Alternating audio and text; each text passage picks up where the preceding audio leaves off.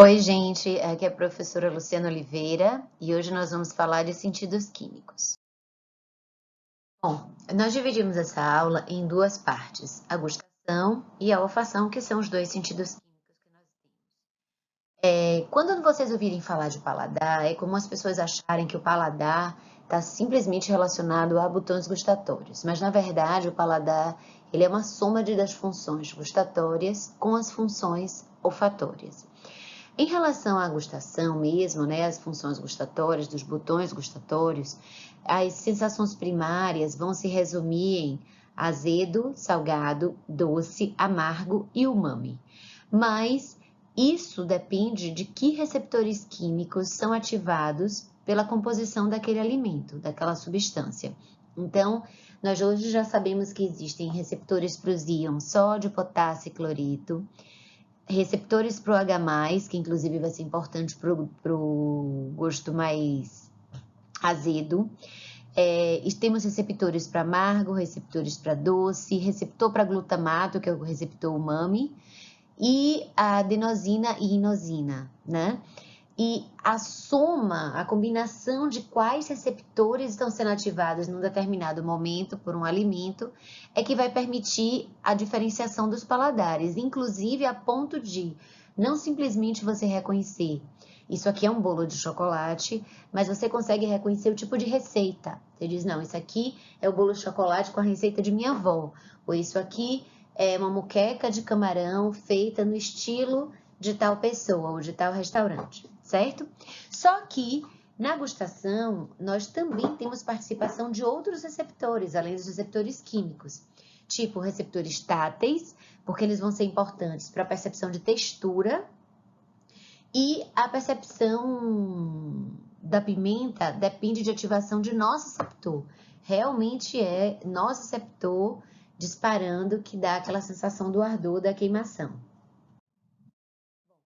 Nós dividirmos as sensações primárias em azedo, salgado, doce, amargo e umami, alguns componentes químicos vão ser mais importantes para isso. Então, até como eu já falei no slide anterior, o azedo está relacionado à concentração de H+, que está presente naquele alimento. O salgado está relacionado aos sais ionizados, principalmente sódio, mas não exclusivamente sódio, né? Inclusive, a gente tem alguns tipos de sais que são usados para alimentos em pacientes hipertensos e que não contém sódio. Ele dá a sensação do salgado sem ter o componente do sódio que aumenta a pressão arterial. Nós temos substâncias que estão relacionadas ao doce e que vão se ligar aos seus diversos receptores e não são apenas açúcares, né? Que a gente tem uma ideia de que o gosto doce viria sempre do açúcar. Não. Inclusive, eu quero chamar atenção em relação a aminoácidos, que o aspartame, que é um adoçante artificial, ele na verdade é um produto sintético derivado de um aminoácido.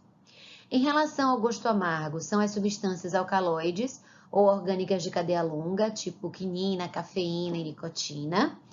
E, por fim, o gosto umami. Esse gosto umami é um gosto que entrou na classificação de sensação primária mais recentemente.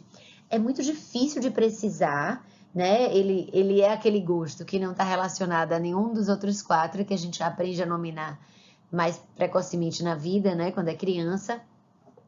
Mas ele é importante para dar uma sensação saborosa. Inclusive, o termo umami é uma palavra japonesa que quer dizer sabor delicioso ou coisa assim. E esse sabor, ele é alcançado por ativação de receptores para umami, né? Que se ligam o glutamato e GMP, né? Inclusive, isso está presente nas carnes, alguns cogumelos, tipo o shimeji shiitake, tomate maduro, chá verde, são alimentos que contêm essas substâncias e por isso dão esse gosto umami. Inclusive, um dos exemplos que eles dão é a associação, por exemplo, do queijo parmesão no molho de tomate, né, na cozinha italiana, que isso faz com que o gosto de cada um deles fique ainda melhor. E essa é a contribuição dessas substâncias que daria esse gosto umami. Bom, essa figura, que é uma figura extraída do livro, ela vai buscar comparar as diversas substâncias químicas presentes na nossa alimentação, se relacionando às substâncias que seriam consideradas como padrão ouro. Então, em relação à azeda, né, que é quanto mais H+ tiver, mais azedo será o elemento. Então, vocês veem que são ácidos, basicamente. O que é considerado padrão 1, índice 1, é o ácido clorídrico. E esses valores, esses números, são relacionados à intensidade comparada ao ácido clorídrico. A mesma coisa em relação ao amargo, né? Então, a quinina é a substância padrão e todas as demais são comparadas. E eu queria só chamar a atenção aqui da estricnina, que é 3,1. Então, é uma substância extremamente amarga. E, instintivamente, os animais e os seres humanos não gostam de alimentos amargos, porque instintivamente é como se a gente soubesse que os venenos mais perigosos têm gosto amargo. Então, a gente tenta evitar. Então, criança, logo no início da vida, a gente não vai gostar de substância amarga. À medida que você vai crescendo, você vai aprendendo a apreciar. E aí, por exemplo, a cafeína é uma substância amarga e que ela vai ser apreciada pelas pessoas adultas, inclusive sem adoçar, né? Mesmo pelo gosto amargo propriamente dito. Dos doces, a sacarose é o padrão 1. E a gente vai ver que tem substâncias, inclusive, que são várias vezes, né, mais doces do que a própria sacarose, tipo a sacarina. A sacarina é o que está presente no adoçante artificial, né? A gente tem um dos adoçantes artificiais é sacarina, e é por isso que você coloca apenas algumas gotas para ter uma sensação bem doce. E alguns outros açúcares, né, tipo da lactose, glicose, maltose, eles não são tão doces quanto a sacarose.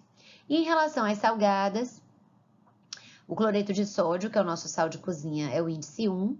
E aí nós temos outros sais que têm índices um pouco mais ou um pouco menos salgados que o cloreto de sódio. E eu só queria chamar a atenção que nem sempre tem sódio, estão vendo? Então, sódio é o mais frequente, até por conta do sal de cozinha, mas quando a pessoa não pode ingerir sódio, nós temos outras substâncias que podem substituir de forma satisfatória. Bom, a função gustatória, ela é uma propriedade do botão gustatório. Então, aqui é onde está passando o alimento dissolvido na saliva. É importante que haja a solução, né? A dissolução das substâncias na saliva. E aí, quando a substância passa aqui, ela vai interagir com essas vilosidades, que são chamadas de microvilosidades, que vão se manifestar através do poro. Eu tenho outras microvilosidades que estão presentes aqui. Vocês veem que o botão gustatório, ele é formado por diversas células, são células epiteliais, podem ser de 50 a 150 células em cada botão. E ela, na verdade, apesar de ser uma célula epitelial, ela é uma célula modificada para ser uma célula receptora.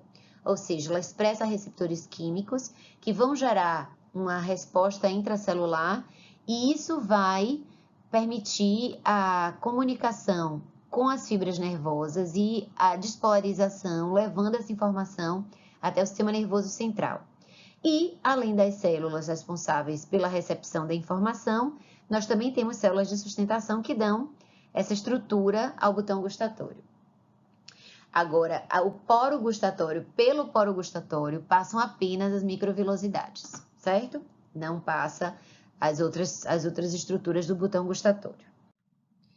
Bom, os botões gustatórios, eles estão localizados não só na língua, né?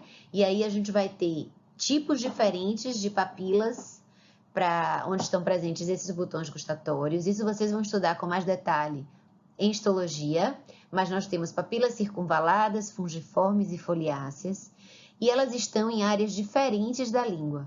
Inclusive, no livro de neuroanatomia, né, no Ângelo Machado, eles colocam um mapa da língua mostrando onde é amargo, onde é doce, onde é salgado. Só que isso não é verdade, né? A gente tem uma relação que se perde a depender da concentração daquela substância. Então, você pode ter todas as percepções na ponta da língua e não apenas para algumas das sensações primárias, ok? E Esses botões gustatórios, eles podem estar presentes além da língua, no palato, nos pilares amidalianos, né, chamados de pilares tonsilares, na epiglote e até no esôfago. Então, a percepção de sabor realmente ela é bem distribuída em toda a cavidade oral e na via digestória.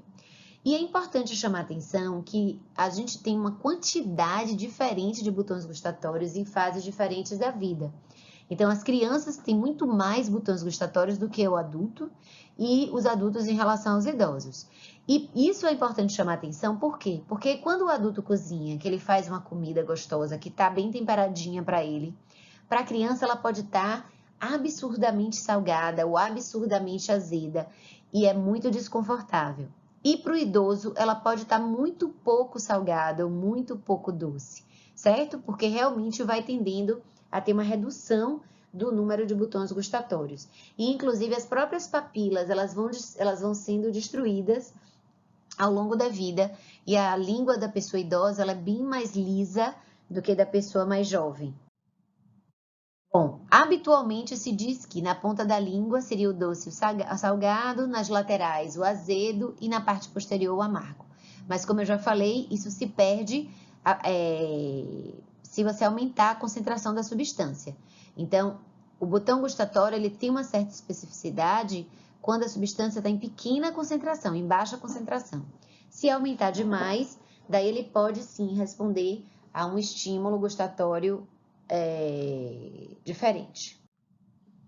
Bom, o que acontece com essa célula receptora? Então, vai acontecer o potencial receptor. Nós temos a ligação da substância química que está presente naquele alimento. Então, na hora que o alimento foi preparado, ele veio da natureza, então vamos dizer, pegamos um tomate, e esse tomate ele já tem a composição química dele. Daí esse tomate foi temperado, foi cozido, e aí eu adicionei temperos, adicionei coisas. Então agora a composição química foi modificada. Quando você ingere esse tomate, essa diversidade de substâncias químicas presentes vão ativar uma diversidade de receptores químicos. E quando essa substância química ela se liga ao seu receptor, isso vai refletir numa despolarização, gerando um potencial receptor. E esse potencial receptor vai, então, ser conduzido até o sistema nervoso central. É importante chamar que a gente tem proteínas receptoras específicas, né? São elas que vão dar a especificidade da capacidade daquela célula detectar aquela substância. E elas estão localizadas nas vilosidades do poro gustatório. Eu vou mostrar na figura para a gente ver isso de uma forma mais clara. E uma outra coisa que eu quero chamar a atenção, que assim como a gente viu em outros, na aula de sensibilidades, né, do sistema somatosensorial, eu posso ter também adaptação gustatória. E essa adaptação, ela tanto pode ser pelos receptores, então se você ingerir uma grande quantidade daquela substância química, isso acaba diminuindo a expressão de receptores para aquela substância química e você vai se tornando menos sensível para perceber aquele sabor. Assim como pode ser uma adaptação no próprio sistema nervoso central, você para de prestar atenção e registrar aquela informação. Ou alguma via inibitória central vai inibir a chegada dessa informação e aí você não processa essa informação. Bom, aqui é para mostrar, então, um botão gustatório, aqui está o poro, as microvilosidades das células receptoras, aqui estão as células de sustentação em azul, e vocês podem perceber que a célula receptora, ela está em contato com essas estruturas neurais, né, que vão se juntar para formar o nervo, né, que leva essa informação até o sistema nervoso central. Então, o que acontece? Se a gente pegar essa célula e olhar no detalhe. Então, eu tenho as microvilosidades, que são projeções de membrana celular, e nessas microvilosidades eu vou ter proteínas receptoras. Então, quando vem um alimento, né, que tem um estímulo para o sabor, essa substância química ela vai se ligar nesse receptor e ela vai ativar um segundo mensageiro, um sistema de segundo mensageiro, como foi visto em BMC, né? E esse sistema de segundo mensageiro, ele vai abrir canais de cálcio, permitir a liberação de substâncias químicas que vão ativar o nervo aferente, que vai levar essa informação até o sistema nervoso central. Algumas substâncias receptoras, elas ligam em receptores também, mas agora são receptores ionotrópicos e que vão permitir a entrada dessa substância, a mudança, a despolarização, né, a entrada de sódio principalmente, e consequentemente vai ter o mesmo efeito no final, certo? E aqui era só para mostrar na língua as diferenças das papilas. Então, aqui a papila circunvalada, foliácea e fungiforme. Bom, essa informação, então, captada na língua, nas suas diversas porções, sendo conduzidas pelo nervo glossofaríngeo, né, e pelo nervo facial. O nervo facial, ele vai levar uma parte dessa informação, chega até o núcleo do trato solitário e lá ele vai fazer sinapse no tálamo e posteriormente nessa área que está relacionada à gustação. É a área olfatória, mas ela vai processar a informação gustatória, tá? No sistema nervoso central. E posteriormente isso vai ser encaminhado para outras áreas cerebrais para você identificar que sabor é aquele, se ele lhe traz uma memória afetiva positiva ou negativa, ou seja, eu adoro isso, eu não gosto disso, eu não suporto esse cheiro, ou esse gosto. Isso me lembra um determinado momento que eu comi, tive uma diarreia, e aí você não quer comer mais aquilo, certo? Então, isso já vão ser associações posteriores. Em relação à preferência gustatória, então, quando a pessoa acorda e diz assim, eu queria tanto comer uma determinada coisa, eu queria uma comida bem salgadinha hoje, ou eu quero um doce, ou eu quero comer uma carne, né? Hoje eu preciso almoçar carne, eu quero carne. Na verdade, é de acordo com a necessidade do nosso corpo. Então, de acordo com a composição dos alimentos que você vem ingerindo previamente, seus estoques de íons, de proteína, de ferro, tudo isso pode variar. E aí isso é sinalizado para o sistema nervoso central para que você expresse dessa forma, por preferência gustatória. Claro que a preferência é por uma coisa salgada, uma coisa doce, não é uma coisa específica, tá? Então, quando a gente vê uma gestante dizer, eu quero um sorvete de coco verde da Ribeira, isso aí é porque ela precisa do carinho, da atenção, porque ela gosta mais desse sorvete, mas na verdade o corpo dela está pedindo um doce, né? Não precisa ser especificamente esse sorvete. E a aversão gustatória, que é assim, é aquela pessoa que só de sentir o cheiro daquele alimento, ela já tem uma náusea, ela já passa mal, ela pode até vomitar. E isso tem um componente afetivo, tá? Não é alergia, não é intolerância necessariamente. As pessoas podem ter alergia alimentar, claro, isso pode existir. Mas se a substância nem entrou em contato com o seu corpo, você não pode estar tendo alergia. Então, às vezes, é simplesmente a lembrança da manifestação que você teve quando comeu aquele alimento de uma outra vez, que é tão desagradável e você não quer repetir. Bom, em relação à olfação, a olfação ela é semelhante à gustação, mas com as suas peculiaridades. Então, aqui, essa figura, ela está mostrando, então, o ar está passando aqui embaixo, tá? Na fossa nasal. Aqui é a mucosa dessa fossa nasal. Aqui nós temos as olfatórias, que são as células que vão ter vilosidades que se projetam para a mucosa. E é na vilosidade que estão os receptores químicos para ver ligação e ativação. Essa ativação também vai gerar um potencial receptor que é levado para as células que estão presentes no bulbo olfatório.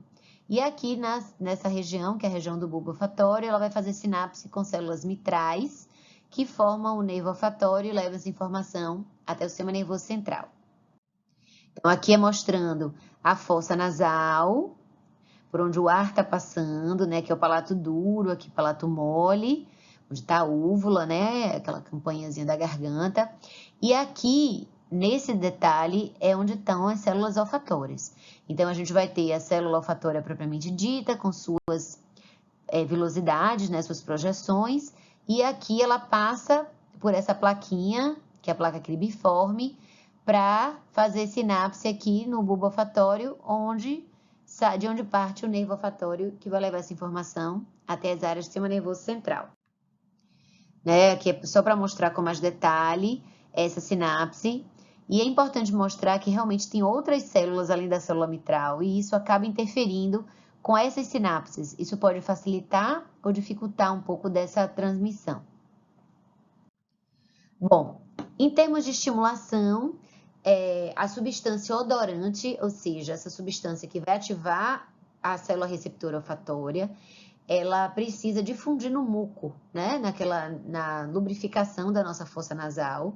E daí ela vai se ligar na proteína receptora, que está na membrana do cílio da célula receptora, né? Da célula olfatória.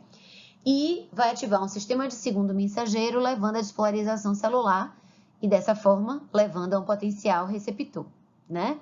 É importante chamar a atenção que toda vez que uma substância receptora liga uma substância odorante liga num receptor e ativa um sistema de segundo mensageiro, os sistemas de segundo mensageiro, eles têm um efeito em cascata, ou seja, a cada etapa há uma amplificação do efeito. Então, eu preciso de muito poucas moléculas odorantes para ativar e ter uma boa resposta de despolarização das células olfatórias. É importante chamar a atenção que para a substância odorante funcionar, ela precisa ser volátil, né, para poder ficar suspensa no ar. Ela também precisa ser um pouquinho hidrossolúvel e lipossolúvel. Por quê? Porque o muco, ele tem essa característica. Então, se a substância for lipossolúvel, mas hidrofóbica, ela não vai conseguir permear o muco para chegar até o receptor. E, de novo, eu também tenho adaptação, tanto a adaptação do próprio receptor, como a adaptação do sistema nervoso central, que você passa a ignorar aquela informação. E um exemplo que eu dou é para as pessoas que trabalham no lixão, ou para o gari que trabalha no caminhão do lixo, que a gente às vezes está ali com o carro parado ou está na calçada quando eles passam e sente um cheiro horrível. E como é que aquelas pessoas conseguem trabalhar e se divertir e tá ali? O que acontece? Elas sentem o cheiro. Quando elas chegam, elas sentem o cheiro.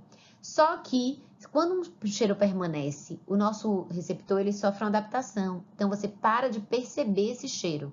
Isso vai acontecer também, por exemplo, para quem usa perfume. Então parece que a pessoa vai dizer: ai, nossa, minha pele é péssima, não fixa o perfume, porque eu boto o perfume e daqui a pouco eu não estou sentindo mais. Mas na verdade é a adaptação do receptor. Né?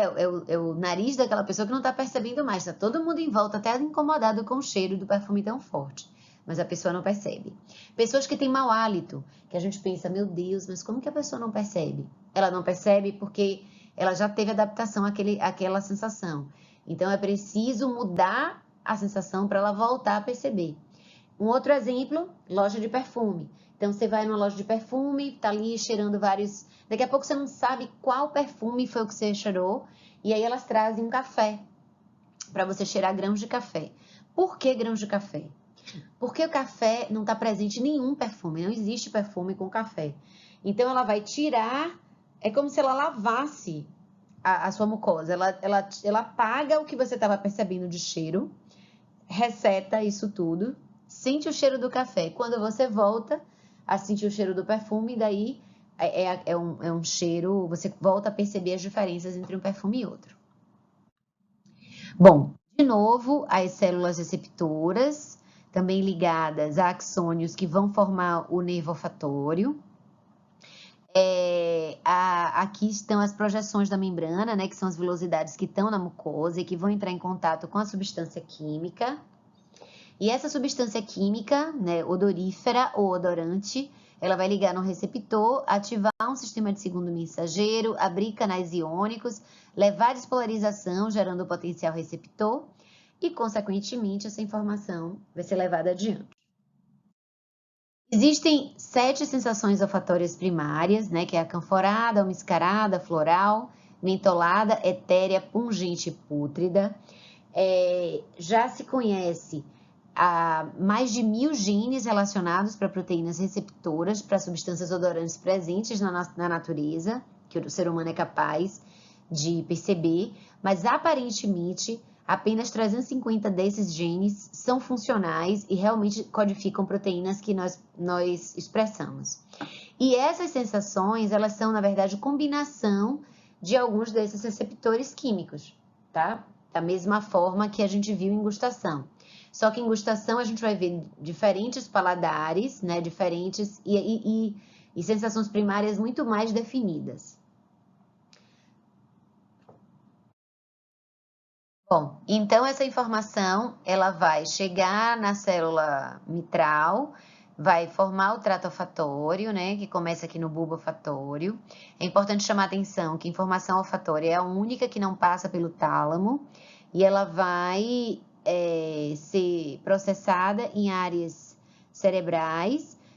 A gente vai associar com conhecimento prévio, nomear aquele cheiro, associar com outras substâncias, vai dizer, esse é o cheiro de tal pessoa, ou esse é o cheiro de comida baiana, e assim por diante. Inclusive, se você gosta, se você não gosta daquele cheiro, se aquilo lhe traz lembranças boas ou lembranças ruins, tá? Bom, era isso que eu tinha para falar sobre sensações, sentidos químicos.